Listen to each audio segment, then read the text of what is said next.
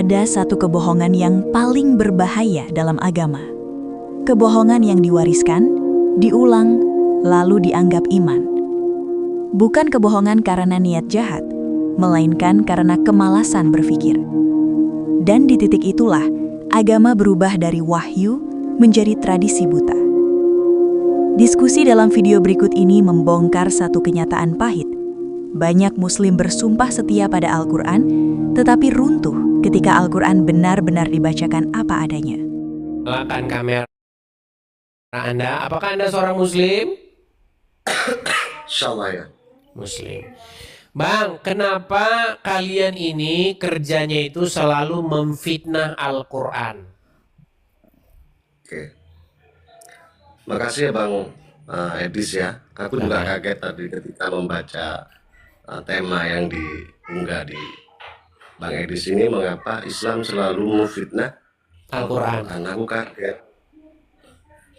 Fitnahnya itu di mana, Bang? Baik, fitnahnya adalah saya suruh nanti Anda membaca ya, karena orang Islam selama ini tidak pernah membaca Al-Quran. Yang mereka baca adalah huruf Arab. Baik, silakan Anda yang baca.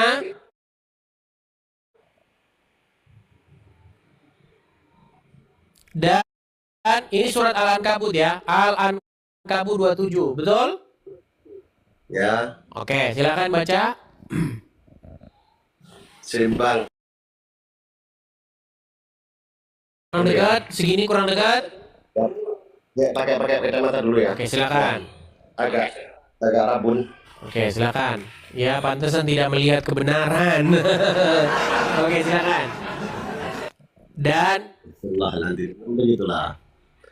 Kami menganugerahkan kepada Ibrahim, Ishak dan Yakub, dan kami jadikan kenabian dan Alkitab pada kepada keturunannya. Kami. Terus fitnahnya gimana? Oke, jadi menurut ayat ini yang dijadikan kenabian dan diberikan kitab itu kepada keturunan Ishak, Yakub dan kepada keturunan Ishak dan Yakub, betul?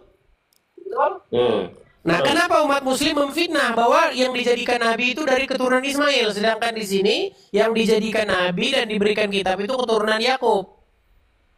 Ya, nah itu yang dari Ismail itu, datanya abang itu dari mana? Yang katanya dari Ismail itu? Itu dari fitnahnya orang Islam.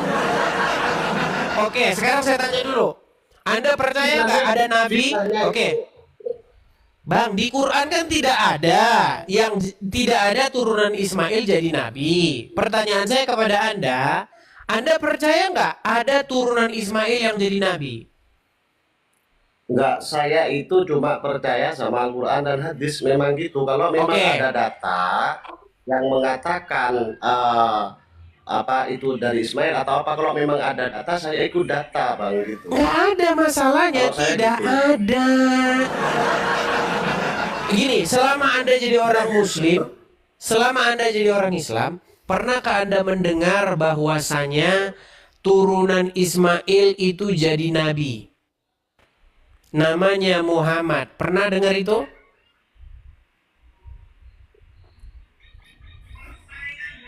Itu nggak pernah kalau masalah itu aku nggak pernah dengar. Baik. Ada hadisnya ya, mungkin ada di sejarah, Bang. Kalau nggak ada di Al-Quran dan hadis, kan orang Islam kan gini, kalau misalnya tidak ada di Al-Quran dan hadis, itu kan mungkin ada di yang lain kan gitu, di ijma atau gimana, atau cerita-cerita itu. Iya, artinya begini. Oke, baik. Artinya kalau misalnya Al-Quran yang diangkat menjadi nabi itu adalah turunan Yakub, lalu kalau ada orang Islam mengatakan yang diangkat jadi nabi turunan Ismail, berarti itu adalah fitnah terhadap Al-Quran. Setuju? Begini, bukan, Bang. Begini, Bang. Gimana? Misalnya Nabi Muhammad gitu, itu adalah keturunan dari Ismail kan gitu. Di mana Muhammad itu keturunan Ismail? di sejarah-sejarah. Nah, atau itulah dalam kitab fitnahnya, lain. Bang. Itulah fitnah orang-orang Islam terhadap kitab sucinya sendiri. Tapi kitab suci orang Islam bukan Al-Quran lagi. Kitab suci orang Islam itu adalah hadis. Nah, memang itu Bang, orang Islam itu kasih dua perkara kepada abang. Apabila dua perkara ini diikuti, maka dia akan selamat. Begitu abang. Oke, baik. Berarti gini. Berarti jika orang mengikuti Al-Quran saja, dia akan tersesat. Bukan kesimpulannya. Kan gimana? Bang, apakah Al-Quran saja cukup atau tidak cukup? Bukan masalah tidak cukup Bang, tapi ini adalah perintah. Karena apa? Ini Di makanya dalam saya hadis bilang, itu, mereka tidak mencukupkan diri dengan Al-Quran, mereka menambah-nambahi isi Al-Quran. Gitu Bang, ya? bukan seperti itu, nggak seperti Oke, itu. sekarang ini simpel saja Bang, biar kita tidak ulang-ulang lagi. Gini Bang, Ya. menurut Anda Al-Quran itu sempurna atau tidak? Kalau sempurnanya sempurna karena diikuti oleh orang Islam. Oke, kalau sempurna maka perlu bantuan hadis atau tidak?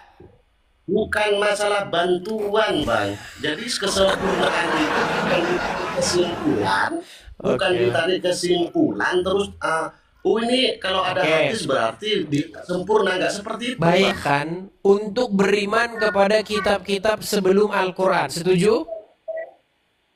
Ya, Oke, yang memerintahkan untuk beriman kepada kitab-kitab sesudah Al-Quran siapa? Al-Quran Mana ayatnya? Berimanlah kamu kepada kitab-kitab yang sesudah Al-Quran, mana? sebelumnya. Kalau masalah itu Bang, Saya ya, mohon maaf Bang.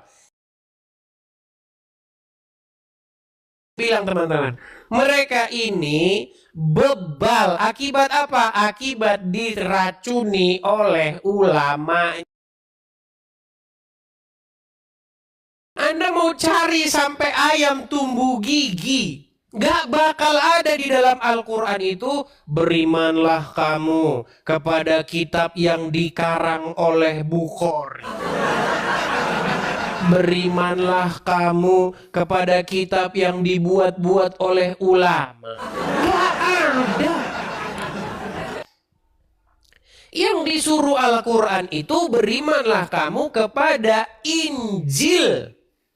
Injil. Tapi orang Islam sangat anti dengan Injil.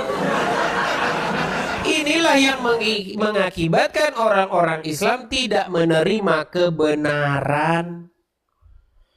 Susah sekali sih kalian, bebalnya minta ampun.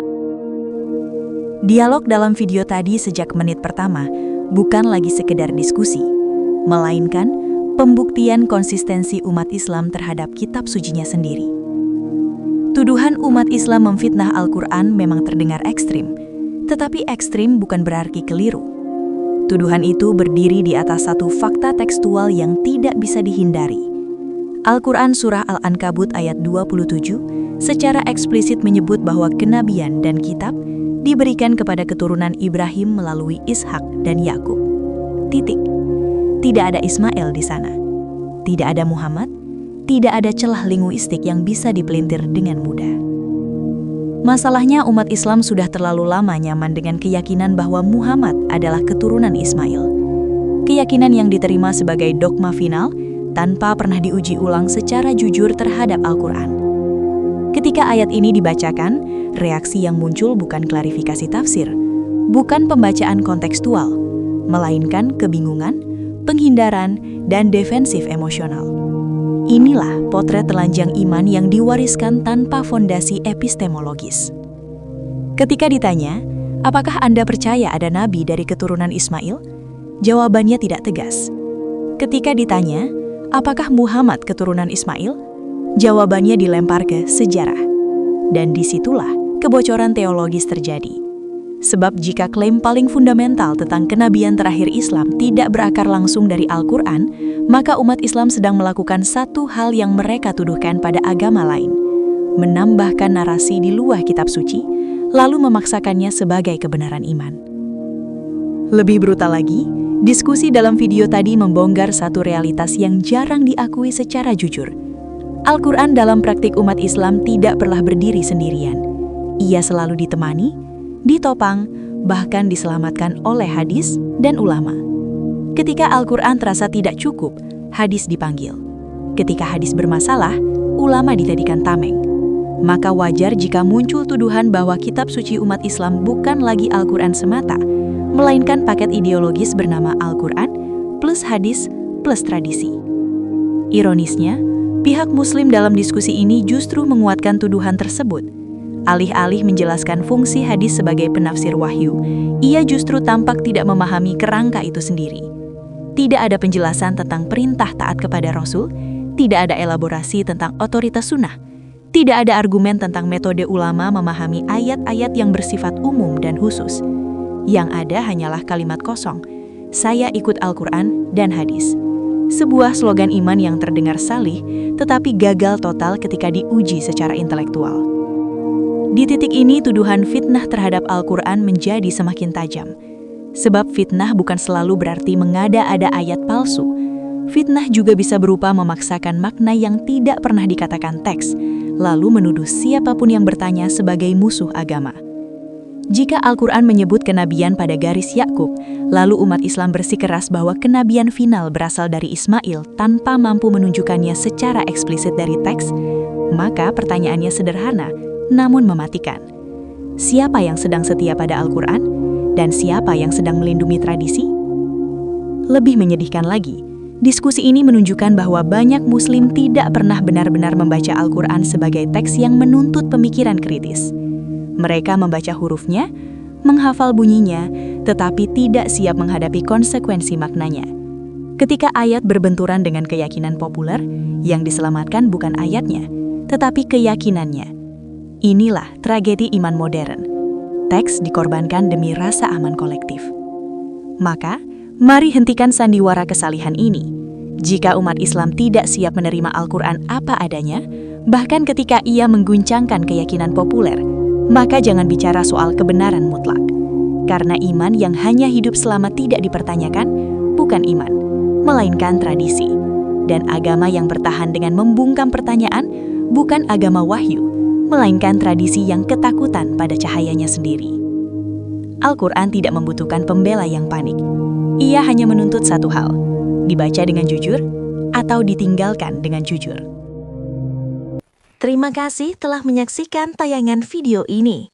Jangan lupa subscribe, like, komen, dan share video ini. Sampai ketemu lagi di video berikutnya. Tuhan Yesus memberkati Anda semua.